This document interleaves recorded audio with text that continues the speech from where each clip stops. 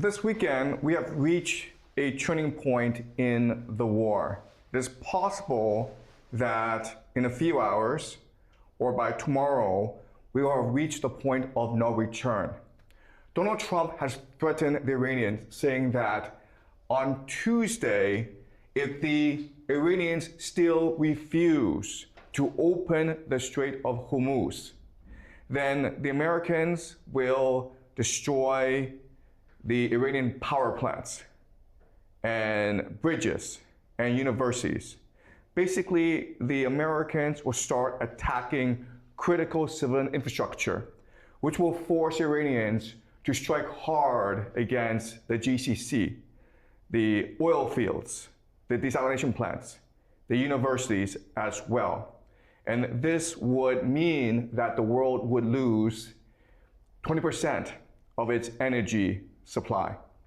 And this would be a catastrophe for the global economy. It would deindustrialize the world and would create global famine, among other problems. Okay, so next few hours, next day, we could reach the point of no return in this war. Hopefully, Trump is bluffing because he has known to bluff before. In fact, he's issued many ultimatums to Iran before, and then he sort of tackled, right? Trump always chickens out, and he said, you know what? I said a day, but I'll give you a week instead. But this time, I want to show you that it's different. I want to show you that this weekend, the Americans went all in. They launched a ground invasion. It failed. And instead of saying, you know what, we probably can't beat Iran, let's negotiate a peace deal, what the Americans will do is they will go all in now and launch a full-scale ground invasion, call a national draft, and the world will never be the same again. Okay? So this is the tweet that Donald Trump sent to the Iranians, and he calls them crazy bastards, and he says, praise be to Allah. So a lot of people think he is now deranged. Clearly, he's angry at the Iranians. All right, so the Americans and the Israelis have constantly escalated attacks against civilian targets in Iran. So Trump ordered the destruction of Iran's largest bridge, okay? All right, right here, right? You guys see that? Okay, and this is considered a war crime because you're not supposed to target civilian infrastructure.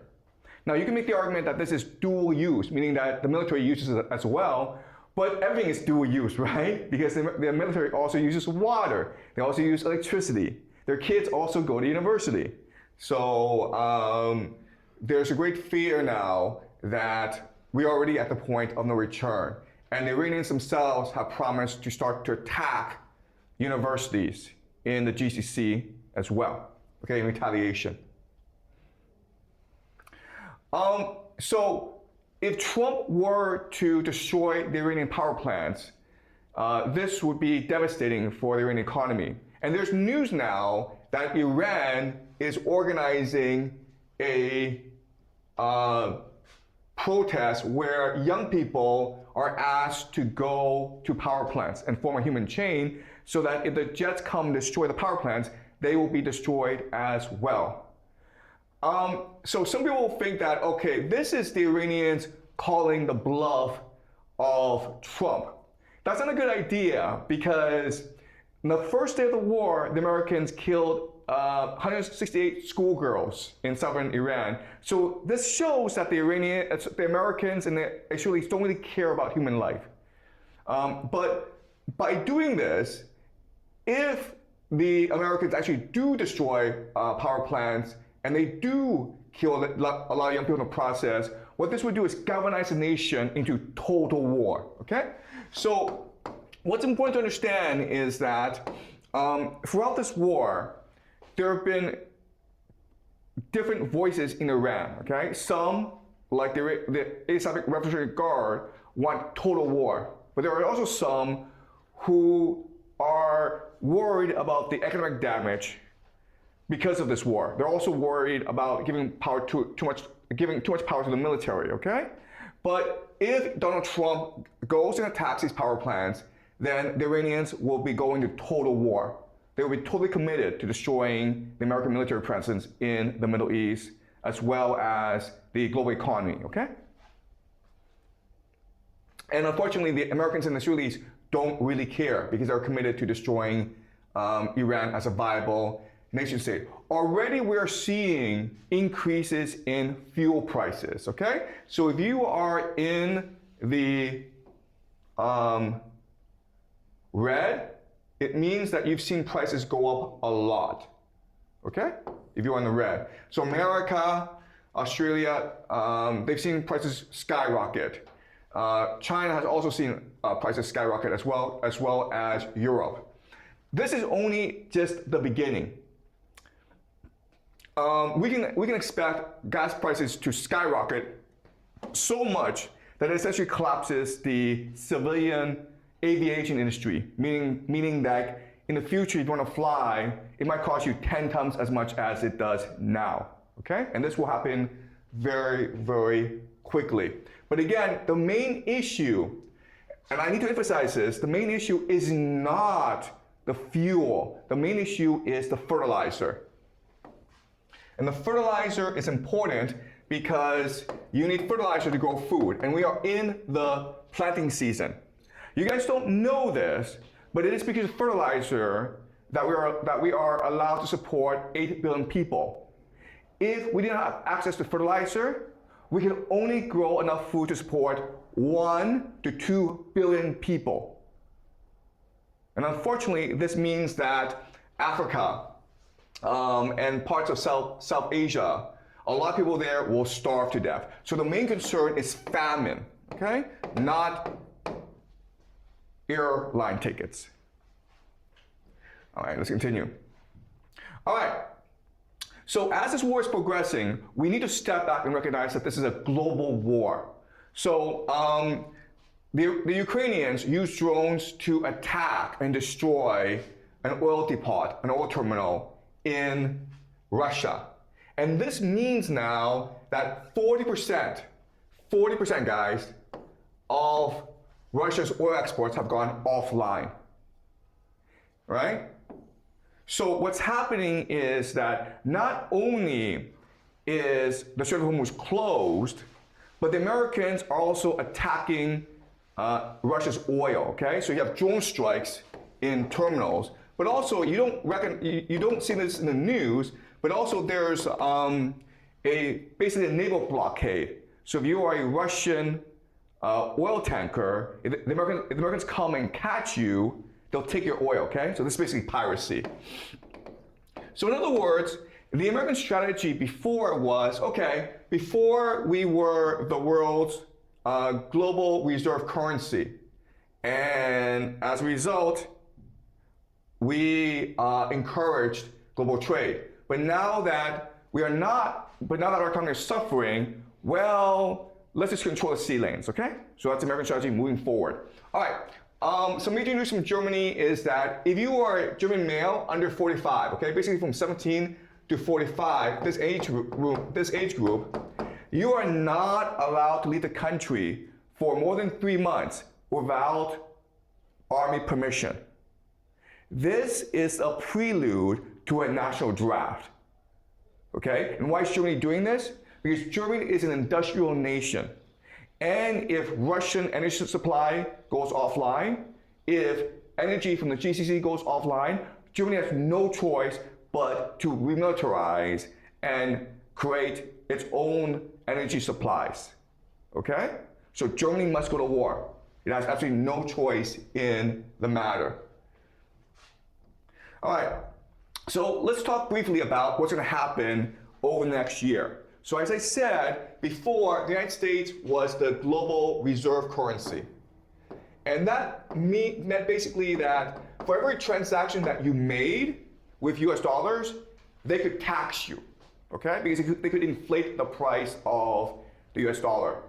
But now that people are choosing to opt out of the US dollar, for example, in China, people are buying more gold, right?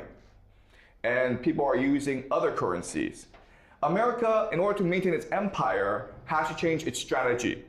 Now, the main source of American power is its ability to control sea lanes, okay? Because it has military bases all around the world, okay? So in the red, these are all areas with US bases.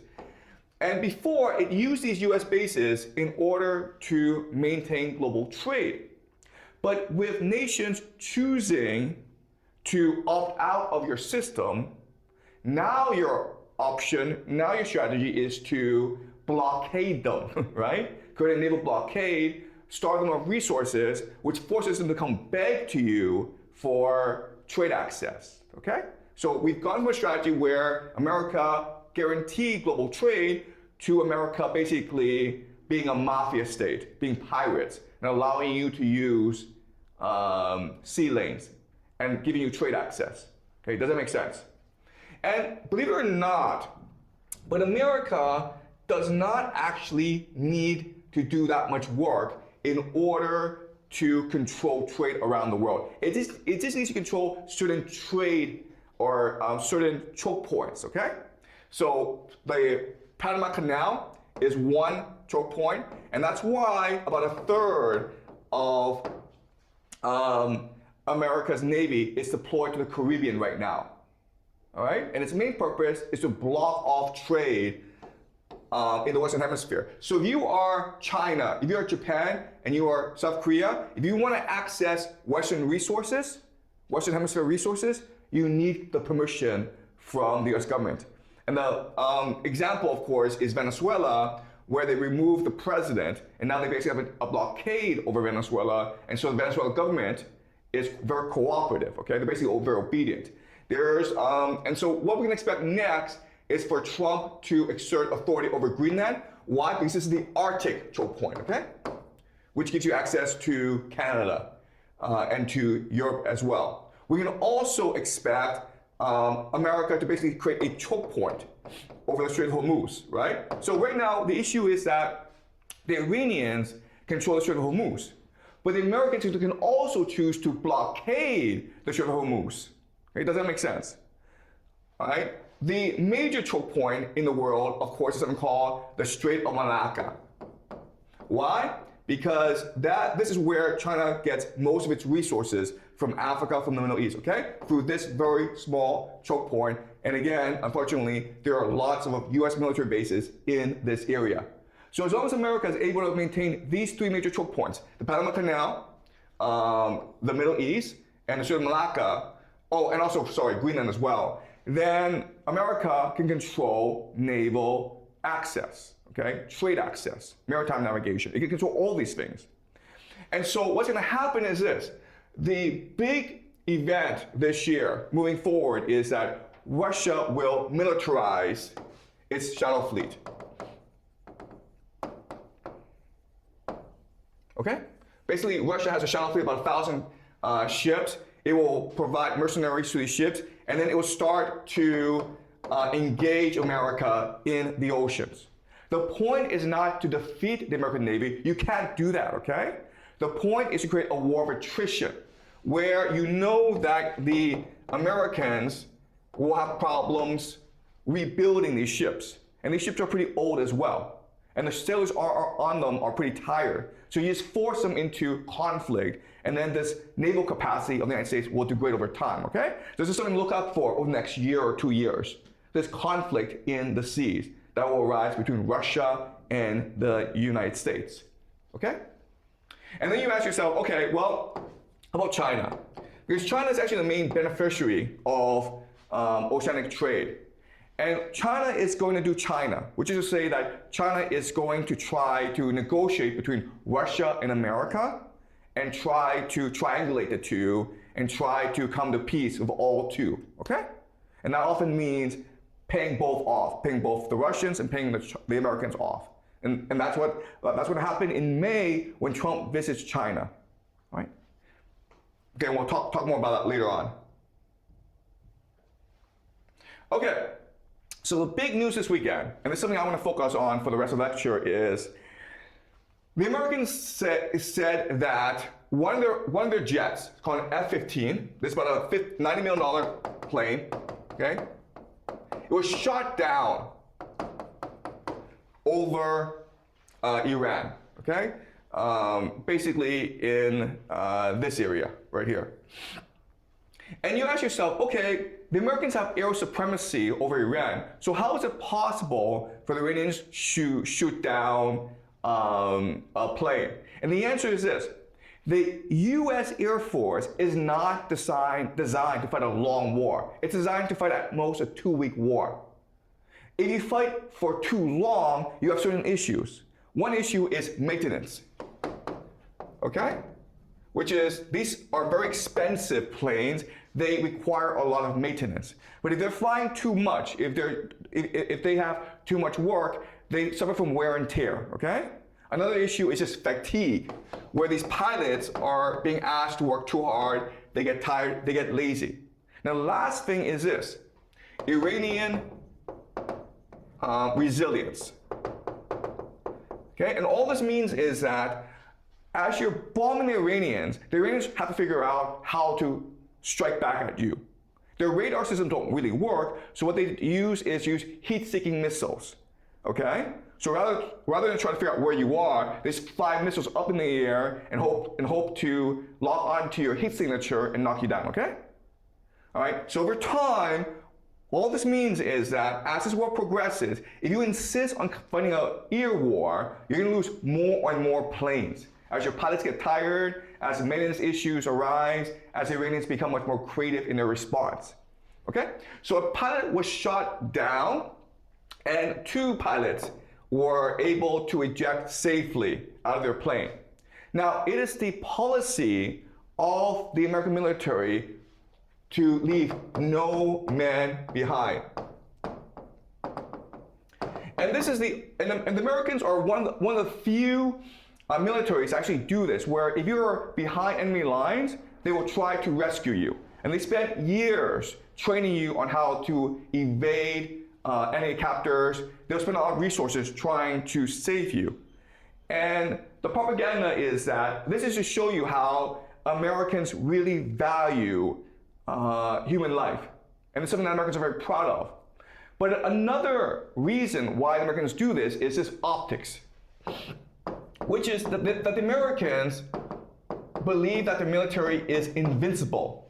And they spend a lot of money and resources in order to create this image, this aura of invincibility and invisibility. So if the Iranians are able to capture a pilot and have him appear on Iranian TV, this is a huge propaganda win for the Iranians. Meaning that if the Americans will try your best. The Americans will try their best to save you, but they can't save you, and there's a risk that the enemy will capture you. They'd rather have you killed, okay? Because they can't afford to lose this propaganda war. For the Americans, everything is optics. And as I'll show you later on, this is going to be a huge issue in this war, okay, as this war progresses. Now, there are a lot of issues with the story that's being told to us, okay? So Americans said that they have successfully evacuated both pilots. They have saved both pilots. But the issue is this. The issue is that we know that the Americans created a makeshift landing strip, basically an airport, a small airport, 200 kilometers from where the airman actually was knocked down. So he had to hike a long way in order to get to the landing strip. Also, he was injured. I think he broke his ankle or something, okay? So that was very, very hard to do. Also, he's trying to evade enemy capture, okay? So this story doesn't really make sense. And why did the Americans decide to create a landing strip here rather than someplace closer? And why would you need 155 planes for this operation, right? Aren't you better off with just 1 or 2 to like avoid enemy fire? So this is a very strange story. But it gets weirder, okay?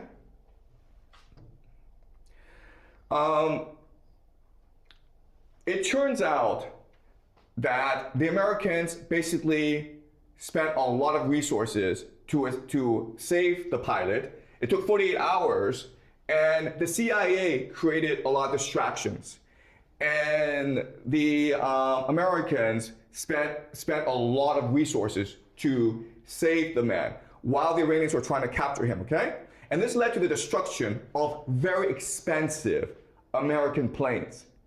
Okay, these are called C-130, so they're transport planes.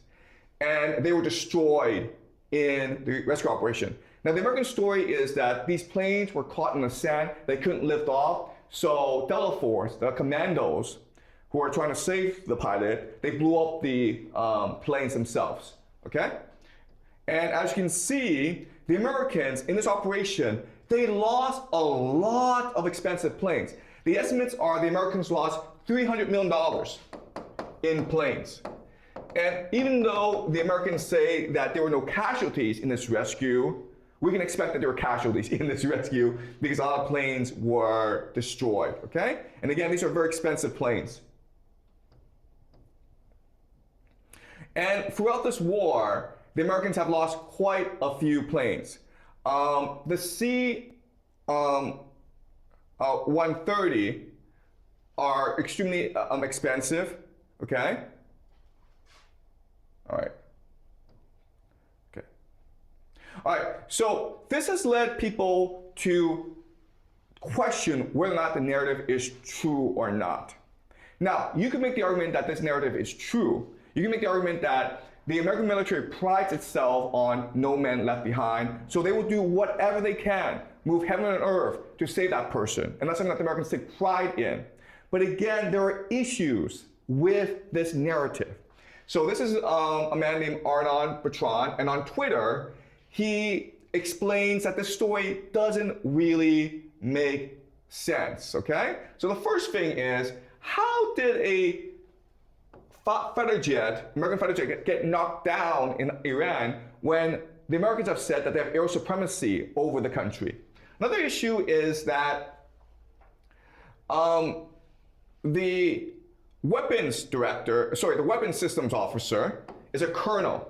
A colonel is a very high-ranking individual in the American military.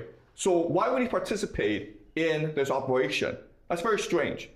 And even though he was injured, seriously wounded, according to Trump, he still managed to hike up a 7,000-foot mountain ridgeline and hide in the crevice in the Zagros Mountains for 48 hours despite his wounds. Also, we don't know who he is. He's never been identified. He was never interviewed by the press, which is unusual because if you rescue the man, you make him into a national TV star, right? So there are a lot of issues with this story, all right? So, Emma, could you do me a favor and just read the summary? Okay. So to sum up, anti-aircraft equipment that supposedly didn't exist shot down an F-15 and apparently an A-10 Warthog the same day. A seriously wounded man climbed a 2.1 kilometers mountain. The U.S. seized an airfield 200 miles inside a country it's at war with, next to one of its most strategic nuclear sites, and deployed hundreds of troops, all apparently unimpeded. Lost 2 planes to sand and destroyed their own helicopters. Videos show heavy clashes, missiles raining down, but not a single person got even wounded. And the man at the center of it all, nobody knows who he is, completely anonymous, 0 pictures, but Trump says he is safe and sound. And so is the rescued A-10 Warthog pilot, who also remains anonymous. Okay, so again, this story makes absolutely no sense. We don't understand why they had to build an airport. We don't understand how these planes got destroyed. And the fact that there are no casualties absolutely makes no sense whatsoever, okay? So maybe something else is going on. And people online are speculating that this was actually a failed ground invasion. And the mission was to sneak into Iran's nuclear power plant located in the area and steal Iran's enriched uranium, which it would need to build a nuclear weapon, okay? And by doing that, you deny the Iranians' capacity to build a nuclear weapon, and you can declare a victory, okay? All right, so what's the evidence for this? Well, on March 7th, 2026, so at the beginning of this war, a journalist named Barak Ravid wrote an article in Axios, which is a Washington-based media outlet, saying that the U.S. is considering sending special forces to seize Iran's nuclear stockpile. Okay. Now, Barack Rabbit is famous in Washington D.C. because he's very close with the Israelis. He himself is Israeli, so he's able to get a lot of information from the government. Okay. So from March 7th onward, there was news reporting that the Americans would insert special forces to steal the uranium. No one took this seriously because it's so stupid. Are you seriously gonna send in like 100 guys into the middle of Iran and like hope they can sneak into a military base and steal that uranium and then run away? That's just retarded. No one would do that, okay? So everyone's like, this is just a psyop. This is just disinformation, okay? No one took this seriously. I didn't take this seriously at all. But then, 4 days ago, sorry, not 4 days, a week ago, the Washington Post leaks a Pentagon plan to do exactly that. And it's a very detailed plan that involves hundreds or thousands of troops, okay? And the idea is to build a landing strip near the power plant in order to land forces, in order to land equipment. So this is a very detailed plan. The problem, so when this first came out, again, I didn't take it seriously because this is so retarded. Are you seriously gonna build an airport by yourself in the middle of Iran and hope the Iranians don't notice? And you're gonna land 1,000 troops in the middle of mountains where they're gonna rain missiles on you? It makes no sense whatsoever, okay? But unfortunately, if you just look at what happened this weekend, this is the plan they used, where they sent 155 aircraft to try to create a landing strip. They sent in special forces. It was exactly the plan that Washington Post reported on. Okay? But then the question is, wait a minute here. This is a top secret military plan. How did the Washington Post get this? Well, the answer is because we assume that some generals gave it to them. All right? Peter Hegseth, the Secretary of War for Donald Trump, fired the top generals for the military. And we don't know why. There was never a reason given. But we can suspect what happened was this.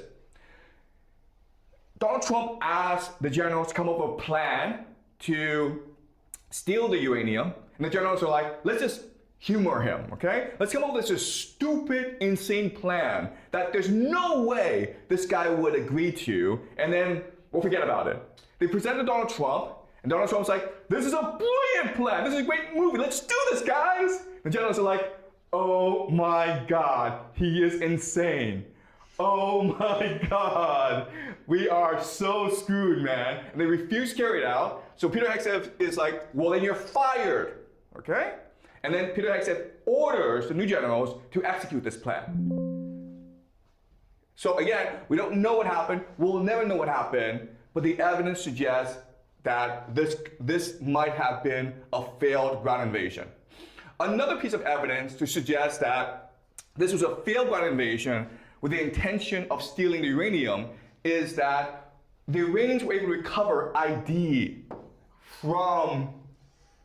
in the crash site, okay? And it turns out that this woman happens to specialize in nuclear technology, an engineer. Why would you need an engineer who specializes in nuclear technology to rescue a pilot? Right? That's kind of strange. And the Americans have done stupid things like this before, okay? So in 1980,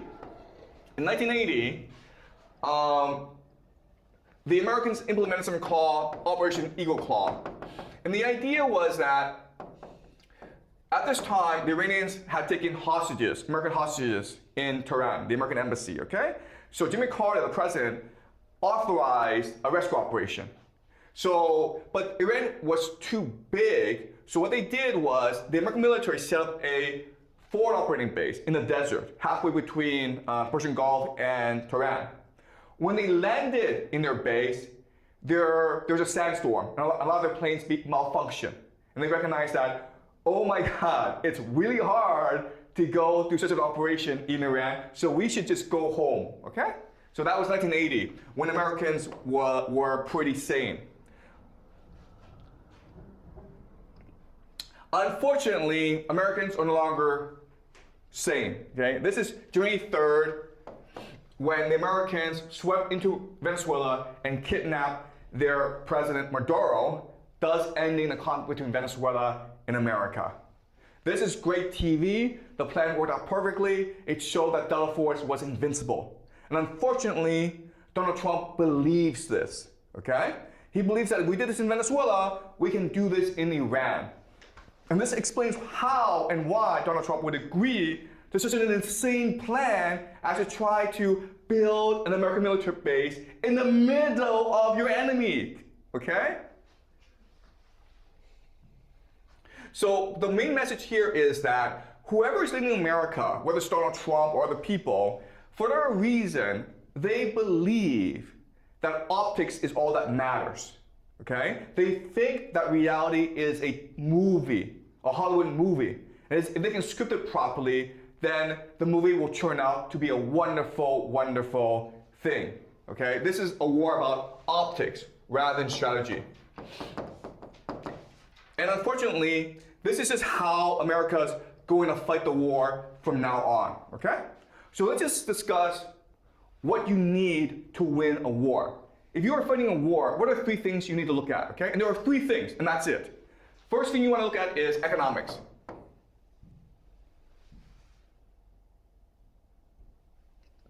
Okay, economics. Second thing you want to look at is organization.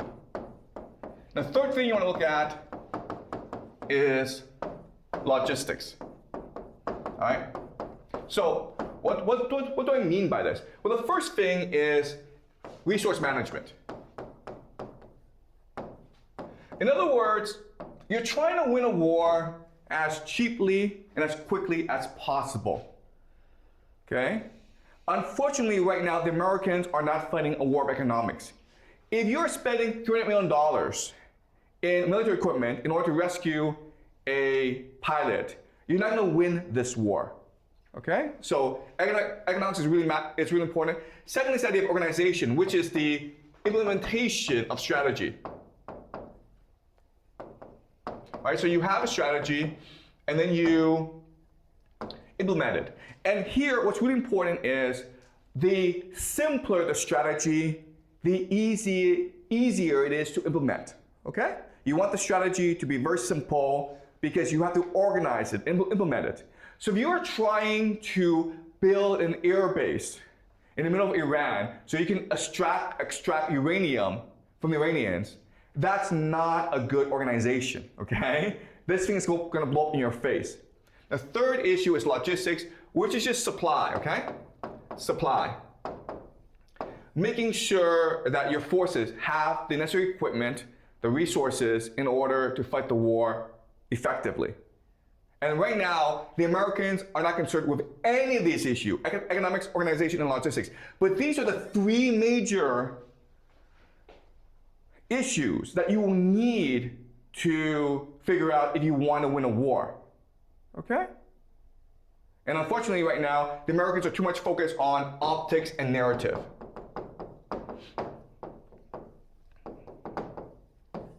So that's why I think the Americans will ultimately lose this war, because the Iranians are actually fighting a real war where they're trying to win the war as cheaply as possible, where they're implementing a very simple strategy that allows for proper organization, and they are trying to maintain logistics, okay?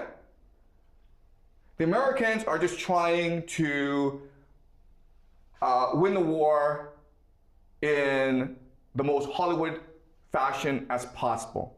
And this is going to lead to disaster, both in the short term and the long term. So the question then is, why do the Americans like this? And unfortunately, the answer is because there's too much cooperation between Hollywood and the Pentagon.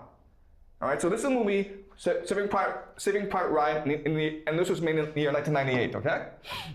And this is one of the the highest grossing films in Hollywood history, where a private named Ryan, of course, he is lost behind enemy lines in Europe. And his brothers are all killed. So his mother writes a very angry letter to General Marshall and says, all my sons are dead except for one, and he's missing.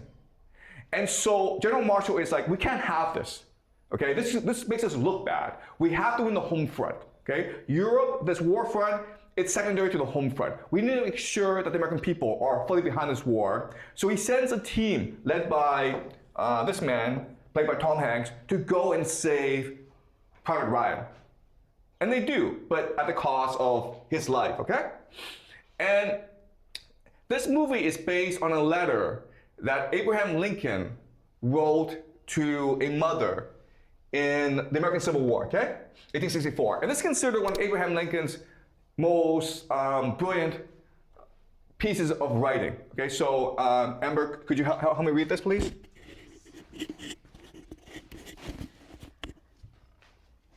Dear Madam, I have been shown in the files of the War Department a statement of the Adjutant General of Massachusetts that you are the mother of 5 sons who have died gloriously on the field of battle. I feel how weak and fruitless must be any words of mine which should attempt to beguile you from the grief of a loss so overwhelming, but I cannot refrain from tendering to you the consolation that may be found in the thanks of the Republic they died to save. I pray that our Heavenly Father may assuage the anguish of your bereavement and leave you only the cherished memory of the loved and lost, and the solemn pride that must be yours to have laid so costly a sacrifice upon the altar of freedom. Yours very sincerely and respectfully, A. Lincoln. Great, okay. The sacrifice upon the altar of freedom, okay? So our democracy, our republic, is our God. And our sacrifice is worth it as long as we can maintain our freedom and our liberty, okay? And this is the defining theology of the American military. All right. This has led to the military becoming more of a propaganda machine. Okay, so this is the movie Black Hawk Down. If you saw the movie, then it's about these special forces, Delta Force, that go in and save a pilot when his helicopter was brought down in Somalia. Okay, and this was based on a book by Mark Bolden, writing about the incident, which happened in the late 90s. Okay, right. The problem is that this movie is complete BS. In the book, what happened was that the helicopter was brought down and the pilot was taken hostage by the Somalis. But he was treated very well, and eventually he was allowed to go home after the government paid a ransom.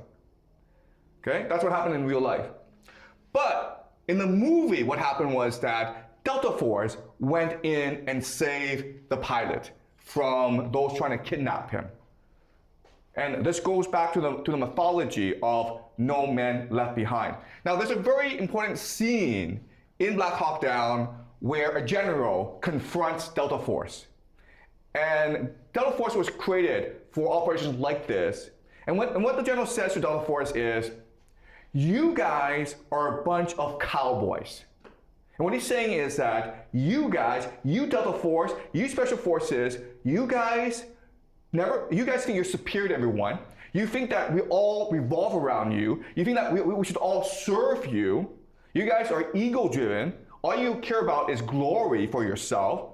And eventually, your ego, your arrogance, are going to be your downfall, as well as the downfall of the American military. Okay? This is the movie. This is Jessica Lynch. And in 2003, she was serving in the war in Iraq. And her team got lost, and they were ambushed by the Iraqis.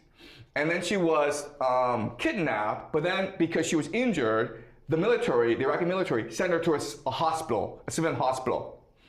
And the people in the hospital treated her very, very well. And they actually tried to send her home in an ambulance. But when the ambulance tried to reach the Americans bombed the ambulance, so the ambulance had to turn back. But the Iraqis informed the Americans where she was and told the Iraqis, told the Americans, you can come and pick her up anytime, okay? She's safe, we're taking care of her, but if you want to take her home, it's okay. The Americans' response organized special forces to go and rescue her, even though she was not in danger. And the media reported that she was raped, she was beaten, and she was held hostage. Okay? So that's what the Pentagon does. The Pentagon is a propaganda machine. It doesn't care about the truth, it just cares about trying to create a Hollywood movie out of a movie. Okay? Sorry. Pentagon is concerned first and foremost about creating a Hollywood movie out of a war. That's its mentality. We know this because Jessica Lynch, after she was set free, went on TV and said that the military is lying about the incident. I was never beaten. I was never in danger. The people in the hospital treated me very nice. In fact, the nurses sang me to sleep because they were so concerned about my welfare. All right? So this is a huge problem for the American military, for the Pentagon, as they fight this war. You can pull this crap when you're fighting Somalis and Iraqis, but against the Iranians, you need total war. You need to focus on economics, organization, and logistics. Stop doing this crap of optics, okay, and narrative. Unfortunately, it is now the very mentality of the Pentagon to turn war into a Hollywood movie. All right. So this is a paper written by Tanner Merles at Brown University, and what this author talks about is how the Pentagon and Hollywood are aligned together. All right, so can you read the three major takeaways, Amber? In exchange for the use of military equipment and personnel, movies and TV program producers must comply with Pentagon entertainment policy, including script changes to align with military goals, including recruitment and public relations. Since the inception of the Hollywood entertainment industry more than a century ago, over 2,500 war-themed movies and TV programs have been made with Pentagon assistance. Pentagon-assisted movies and TV shows frame U.S. wars as necessary and glorious, downplaying or ignoring the human, social, and environmental devastation war causes, particularly for civilians. U.S. soldiers are typically cast as noble protagonists, while those non-U.S. peoples deemed enemies of America are constantly stereotyped. Okay, so what this paper is saying is that the Pentagon uses Hollywood in order to indoctrinate and brainwash American people to believe that war is good. Okay? So that's true, but what's also true is that by working with Hollywood, it brainwashes the Pentagon to believe that war can be like Hollywood. It can be perfected. As long as you create a good script, it will work out in the end. Okay, and this will lead to disaster in Iran. So think about, again, Donald Trump, where it's a failed ground invasion. And so if it's a failed ground invasion, what you do is you go back, you sit down with Pentagon planners, and you figure out what went wrong and how to never make the mistake again.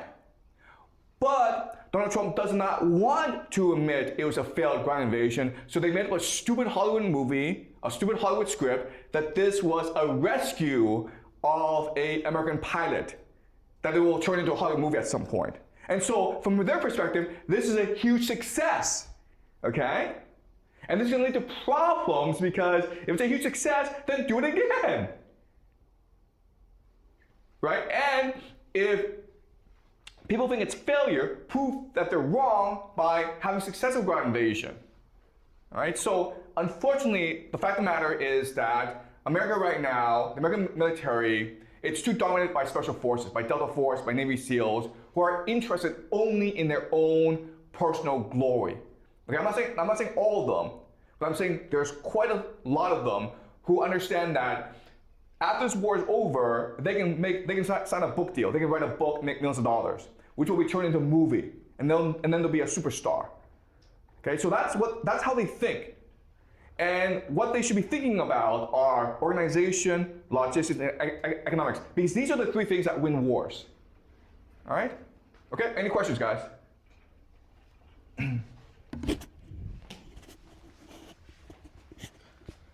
I personally also think that America is likely to make a movie about saving the pirates in Iran, but I think it will be similar as Saving Pirate Ryan. But could you please tell me whether the plot of Saving Private Ryan is true or is just made it up? Yeah, it's just a made-up movie. Yeah, most of these things are made up. Okay, they didn't really turn out the way that they do. But like the problem with Hollywood is that it's so seductive, it's so attractive that people think they're true. Okay, people think that the movie is more true than real life, and that's how not only the Pentagon works, but also like all of American society works now. Americans live in their own fantasy world created by Hollywood. And the realities of war are too far away for them to care about, okay? I mean, Americans think that, oh, at worst case scenario, the food prices will go up. They can't really imagine how this war will forever change the world as well as America, okay? Yep. How many more of these spectacles do you think America can afford recreating? Or let's say, how many more times would America like learn to understand that this optical Hollywood act will no longer work for their plan? Will they ever work? Okay, that's a great question. The answer is they will never ever learn, okay? Because they live in a different reality. Like Donald Trump surrounds himself with people who just tell him what he wants to hear. And the reason why he's able to go in front of the press and say, what a great success in that we had in saving the pilot, okay? The reason why he's able to do that is because he himself believes this, okay? He lives in an alternate reality, a fantasy land. And that's why he's able to so convincingly tell the press and the American people that this was a great success, even though if you look at the evidence, this was a tremendous failure. And unfortunately, this will not change. As this war continues, you have more incidents like this. We just say it's a failure that the American military and Donald Trump spin as a tremendous success. And so the American people will continue to believe that this war is going well. Okay? And we know this because this is exactly what happened in Ukraine. For the past few years, Russia has been dominating the battlefield and has been killing many Ukrainians. It's been a disaster for Ukraine, but you don't know this if you're American, if you're an average American, because the news tell you that this war is going great. One more day, guys, and Putin will fall. One more day, the Russian economy will collapse, the Russian people will revolt, and Putin will be out of office. One more day, and Ukrainians will reach Moscow, okay? Same situation here, where one more day, and Iran will surrender. One more day, the Iranian economy will collapse, the people will revolt, and then we'll have peace in the Middle East. Okay? So unfortunately, this is modern war where it's really about optics. But again, if you want to win this war, don't focus on optics because ultimately, you're the one fooling yourself. Okay? Yep. But despite that, America is drawn in this kind of Hollywood and war scene, but I think they still hold dominant position and still holds the strongest military weapon in the world, and they still have, the sovereignty to state and control many of those countries. How can you explain that? Okay, you're absolutely right in that America is still the empire, and America will not fall because of this war. Worst case scenario, they lose, they go home, okay? So one thing that I want us to think about is that the strategic objectives of the Americans and the Iranians are not actually in conflict with each other, okay? So if you look at the Iranians, they want to get America out of the Middle East, all right? they want to destroy the global economy, and they want to deter Israel.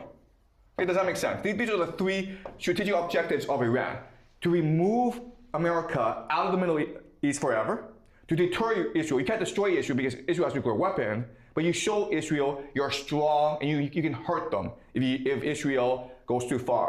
And you want to destroy the global economy because you want to reset the global economy in a way that benefits you. Okay, so these are the three strategic objectives of Iran in this war. Let's look at America. America is, okay, destroy Iran as a nation state. Okay, which basically means you destroy their desalination plants, their power plants, their universities, their reservoirs, and you try to create ethnic conflict, okay? Balkanize Iran, okay? So you basically encourage ethnic uprisings throughout the country, okay? And the last thing you want to do is isolate Iran. So you want to destroy Iran's capacity to trade with Russia and China. Okay. So if you look at what's happening, one really strange thing about this war is that these strategic objectives are not in conflict with each other. Even if Iran is able to achieve its strategic objectives, it doesn't prevent America from achieving its strategic objectives. So in other words, at the end of this war, what we can expect is both countries achieve their strategic objectives, okay? Which is to say that America is now out of the Middle East, Israel is humbled, and the global economy is destroyed. But at the same time, Iran is destroyed as a nation state, it's balkanized, it's basically gone back to the Stone Age, all right? All right, does that make sense? Okay, so, and unfortunately, because the strategic objectives are different, both nations think they're winning the war. All right? Maybe objectively we think that America is losing the war, but from the American perspective, the way that they frame their strategic objectives means that from their perspective, they are winning the war. And that's why they think that any day now, Iran will surrender. But from the Iranian perspective, they think they're winning the war, and they think that any day now, America will surrender. That's why it's impossible to get the two to negotiate a peace settlement. Okay, does that make sense? Okay, all right. Okay, all right. So on Thursday, we're doing something really interesting. Okay, we are having a midterm examination, but rather than me test you, you're gonna test me. Okay? So what I want you to do is think about what we've learned this semester and try to figure out where I could be wrong or where the problems in my logic are. I want you to test me, okay? And this is also true for YouTube, where if you think that there's something wrong with my logic, if you dispute what I say, then raise a question, and then my wife will read the YouTube comments and then pick out questions for me to answer on Thursday, okay? So on Thursday will be a midterm examination, but rather than me test you, you will test me, okay? And be as hard and as harsh and as difficult as you want to be. I enjoy being questioned and examined, okay? So Thursday will be a lot of fun. I'll see you guys then.